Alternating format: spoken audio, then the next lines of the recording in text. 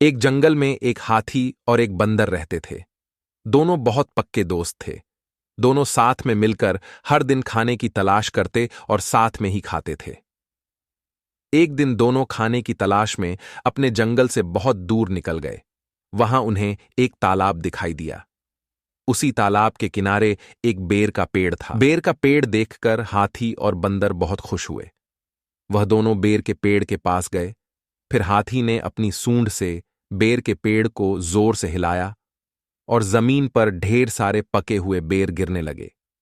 बंदर जल्दी जल्दी गिरे हुए बेरों को इकट्ठा करने लगी। संयोगवश उसी बेर के पेड़ पर एक चिड़िया का घोंसला भी था, जिसमें चिड़िया का एक बच्चा सो रहा था और चिड़िया दाने की खोज में कहीं गई हुई थी।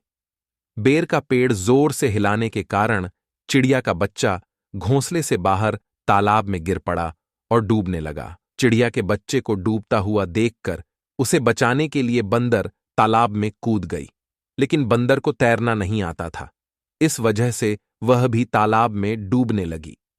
बंदर को डूबता हुआ देखकर हाथी भी तालाब में कूद गया और उसने चिड़िया के बच्चे और बंदर दोनों को डूबने से बचा लिया। इतने में चिड़िया भी वहां पर आ गई थी और वह अपने बच्चे को सही सलामत देखकर बहुत खुश हुई। उसने हाथी और बंदर को इसी तालाब और बेर के पेड़ के पास रहने के लिए कहा। तब से हाथी और बंदर भी चिड़िया के साथ उस बेर के पेड़ के नीचे रहने लगे। कुछ ही दिनों में चिड़िया का बच्चा बड़ा हो गया। चिड़िया अपने बच्चे के साथ जंगल में घूमकर आती थी और हाथी और बंदर को जंगल में किस पेड़ पर फल लगे हैं इसकी जानकारी देती थी। इस तरह हाथी, बंदर और चिड़िया मजे में रहते और खाते पीते थे। कहानी से हमें यही सीख मिलती है कि हमें किसी का बुरा नहीं करना चाहिए। अगर हमारी गलती से किसी को परेशानी होती है तो उस गलती को सुधारना चाहिए और मनमुटाव दूर करते हुए एक दूसरे की मदद करनी चाहिए।